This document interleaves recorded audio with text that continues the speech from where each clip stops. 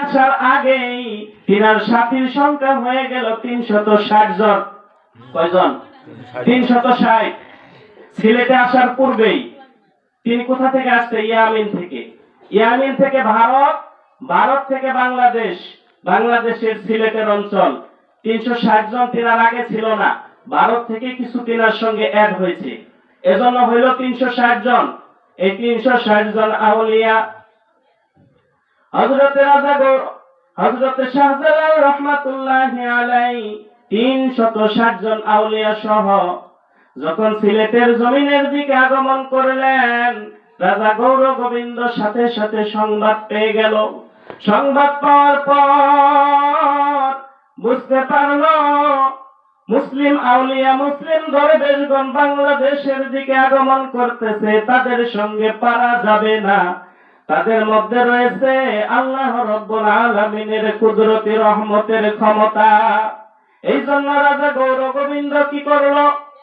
সুরমা নদীর থেকে যতগুলো নৌ চলাচলের যানবাহন ছিল সরিয়ে ফেললো, নৌকা জাহাজ ট্রলার যা ছিল সরিয়ে ফেললো।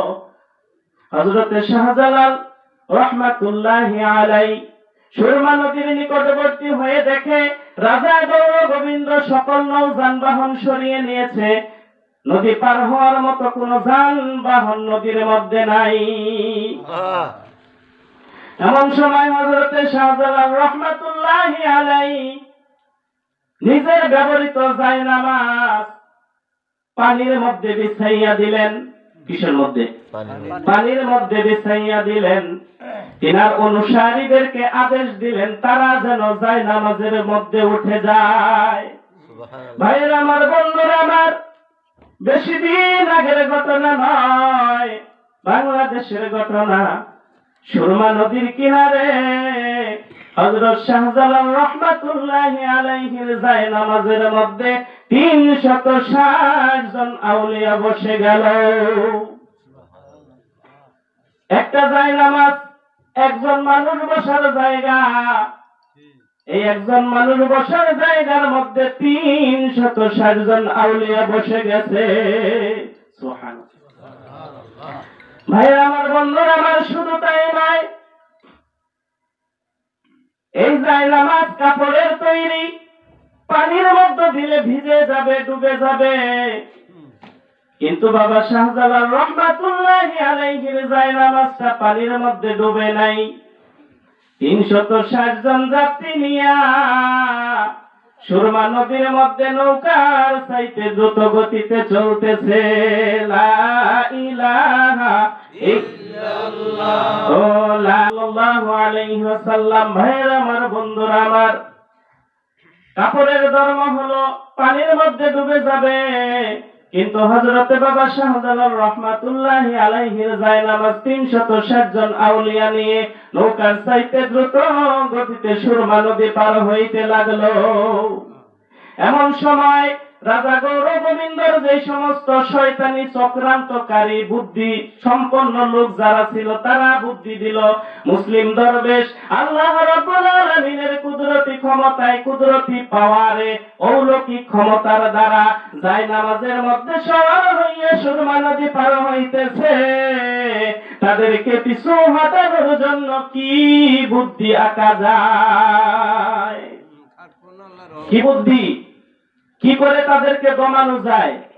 ভাইয়ের আমার, বন্ধুরা আমার, শয়তানি কিছু পরামর্শ চক্রান্তকারী তাদেরকে পরামর্শ দিল, মুসলিম দরবেশ, তোমার সৈন্য সামন্ত দ্বারা মুসলিম দরবেশদেরকে ফিরানো সম্ভব হবে না। কেমন করিয়া ফিরাইবে? তাড়াতাড়ি করো, কিছু উলঙ্গ বেহায়াপনা নারীদেরকে সুরমা নদীর অপর প্রান্তে নামিয়ে দাও। উলঙ্গ মহিলা সুরমা নদীর অপর প্রান্তে নামিয়ে দাও। মুসলিম দরবেশ উলঙ্গ বেহায়াপনা নারীদের দিকে তাকাবে না, তাদের দিকে ফিরেও তাকাবে না, তারা সামনের দিকে অগ্রসর হবে না, পিছপা হটবে, তারা পিছন দিকে ফিরে যেতে বাধ্য হবে। যেই বুদ্ধি সেই কাজ। কিছু উলঙ্গ নারীদেরকে সুরমা নদীর অপর প্রান্তে নামিয়ে দেওয়া হলো। উলঙ্গ নারীদেরকে দেখিয়া মুসলিম দরবেশগণ হযরত শাহজালাল বাবা শাহজালাল রহমাতুল্লাহি আলাইহি সহ 360 জন আউলিয়া উলঙ্গ নারীদের দিকে তাকাতে পারে না, তারা পিছন দিকে চলে যাওয়ার জন্য মনস্থির করলো। এমন সময় একজন দরবেশ তিনাদের সাথী হযরত কেসু দারাজ রহমাতুল্লাহি আলাইহি, তিনি ডাক দিয়া বললেন, হুজুর কেন আপনি পিছপা হচ্ছেন, কেন আপনি পিছনের দিকে অগ্রসর হচ্ছেন? হযরত বাবা শাহজালাল রহমাতুল্লাহি আলাইহি ডাকিয়া বললেন, বাবা সামনের দিকে তাকানো যায় না, উলঙ্গ বেহায়া নারীদেরকে সুরমা নদীর অপর প্রান্তে নামিয়ে দেওয়া হয়েছে, তাদের দিকে তাকাইলে ঈমান আর থাকবে না, কেমন করিয়া সামনের দিকে অগ্রসর হই? হযরত কেসুদাস রহমাতুল্লাহি আলাইহি বললেন, হুজুর আমাকে অনুমতি দিন, আমি সামনের দিকে তাকাবো না, তাদের দিকে না তাকাইয়া আমি আপনার রাস্তাটা ক্লিয়ার করে দেব, পরিষ্কার করে দিব। হযরত বাবা শাহজালাল বললেন, কেমন করিয়া তুমি রাস্তা পরিষ্কার করবা? অনুমতি দিলাম, তুমি রাস্তা পরিষ্কার করো। হযরত কেসুদারাস রহমাতুল্লাহি আলাইহি নিজের তরবারিখানা বের করলেন, নিজের তরবারিখানা বের করিয়া নিজের তরবারি দিয়া নিজের মাথাটা কাটিয়া আলাদা করে ফেললেন। নিজের মাথা কাটিয়া যখন আলাদা করে ফেললো, মাথাবিহীন মানুষ শুধু বডিটা লইয়া সুরমা নদীর পানির উপর দিয়া হাঁটতেছে।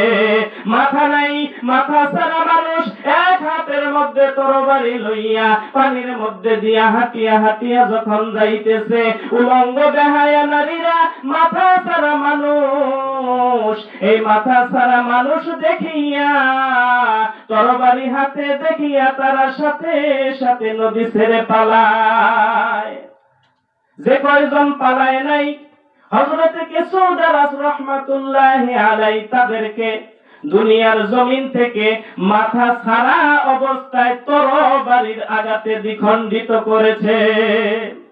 ভাইয়ের আমার, বন্ধুরা আমার, সেই মানুষটা হযরত কেসুদারাস রহমাতুল্লাহি আলাইহি, তিনার মাজারটা দুইখানে হয়ে গেল, এখানে হলো মাথা আর এখানে হলো বডি, যাকে আমরা কি নামে চিনি? কিল্লা বাবা।